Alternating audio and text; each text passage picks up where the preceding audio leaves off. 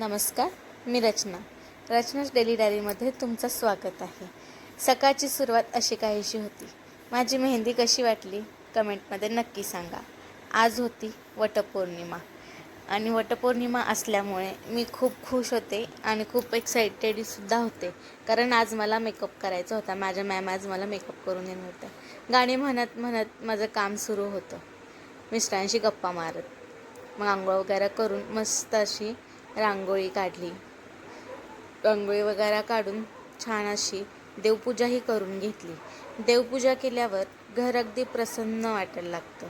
घरात एक पॉझिटिव्हिटी निर्माण होते आणि खूप छान वाटायला लागतं, फ्रेश फील होतं. आणि रोजची सकाळ म्हणजे देवपूजाच. देवपूजा केल्यावरच सकाळची सुरुवात होते. छान अशी देवपूजा करून झाल्यानंतर आज उठायला खूप उशीर झाला आणि पिल्लूच्या शाळेलाही उशीर झाला. टिफिन वगैरे सगळंच राहिलं होतं. देवपूजा करून झाली आणि मग फटाफट ते आवरायला घेतलं. पिल्लूचं आवरायला घेतलं. पिल्लूच्या पप्पांनी घेतली त्याची आंघोळ वगैरे करून आणि त्याला स्कूलला सोडलं. घरातली कामे आटपून मी पिल्लूच्या स्कूलचा टाईम झाला आणि मी निघाले पिल्लूला आणायला. आणि सकाळी पिल्लू जरा रुसून गेलं होतं माझा, मम्मा तू चल ना सोडायला म्हणून. मी म्हटलं बाबू मला काम आहे, मी नाही येणार. मग आता मी आणायला आले त्याला. आणि हा बघा कसा रुसला आहे, नाही म्हणतो मला गाडीवरतीच यायचं आहे.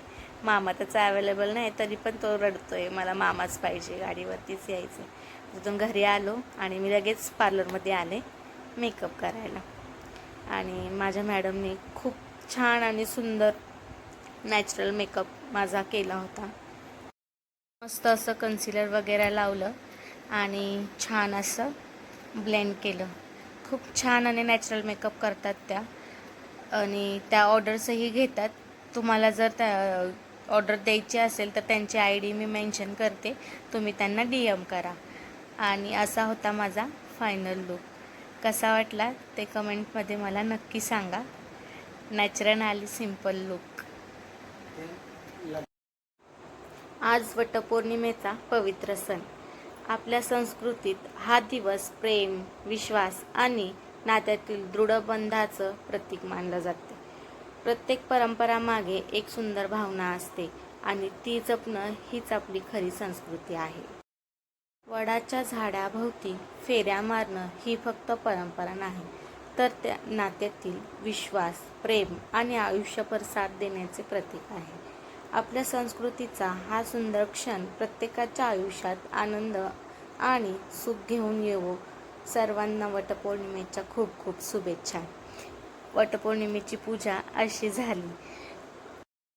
वटपौर्णिमा म्हणजे आपल्या नवऱ्याच्या दीर्घ आयुष्यासाठीची प्रार्थना. आणि मला या जन्मी नाही तर जन्मोजन्मी मला माझे राहुलच माझे आहो म्हणून मला हवे आहे. मग आम्ही वटीभरण वगैरे केलं, सगळ्यांना हळदी कुंकू वगैरे लावलं. मस्त अशी पूजा वगैरे झाली आमची. हळदी कुंकू हे सुरूच होतं. आमच्या इथे वटपौर्णिमा अशी साजरी करतात. तुमच्या इकडे कशी करतात ते कमेंटमध्ये मला नक्कीच सांगा. प्रत्येकांच्या गावोगावी किंवा प्रत्येकांच्या भागातील परंपरा ही अगदी वेगळी असते. आमच्या इकडे अशी साजरा करतात, तुमच्या इकडे कशी साजरा करतात ते कमेंटमध्ये मला नक्कीच सांगा. आणि वडाला फेऱ्या वगैरे मारल्या छानमध्ये. प्रत्येकांच्या परंपरा, प्रत्येकांच्या भागातल्या परंपरा ह्या सगळ्या वेगवेगळ्या असतात. आमच्या इकडे वटपौर्णिमा अशी साजरी करतात. ओटी वगैरे भरतात आंबे आणि गव्हाणी. तुमच्या इकडे कशी साजरा करतात हे कमेंटमध्ये मला नक्कीच सांगा. आणि आमची वटपौर्णिमा तुम्हाला कशी वाटली हेही मला सांगा. पूजा वगैरे झाली आणि आम्ही आता निघालो आमच्या घराकडे. घरी निघालो, घरी गेले आणि मस्त थोडंसं खाल्लं, उपवास सोडला आणि आराम केला. तोवर पिल्लूचे फ्रेंड्स आले होते. त्या फ्रेंड्ससोबत पिल्लू मस्त खेळत होता. मी तेच एन्जॉय करत होते, बघत होते कसे खेळतात, कसे भांडण करतात. खूप भांडण करतात तिघंजण पण, ती कार्तिकी, तो अथर्व. आणि मग पार्लरमधून कॉल आला, क्लायंट आलं होतं स्ट्रेटनिंगसाठी. मग तिकडे गेले, क्लायंटचं स्ट्रेटनिंग करून दिलं आणि थोडा वेळ पार्लरमध्येच असा घालवला. क्लायंटची स्ट्रेटनिंग झाल्यावर मी घरी आले.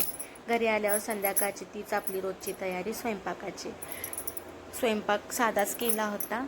खिचडी बनवली होती. मिस्टरांना पोळ्या आवडत नाहीत, त्यामुळं पिलूसाठी फिकी खिचडी आणि आमच्यासाठी तिखट खिचडी. असा होता माझा आजचा दिवस. तुम्हाला कसा वाटला कमेंटमध्ये नक्की सांगा. आणि भेटूया आपण उद्याच्या ब्लॉगमध्ये. काही चुकत असेल तर माझं कमेंटमध्ये नक्की सांगा. बाय. उद्या भेटूया.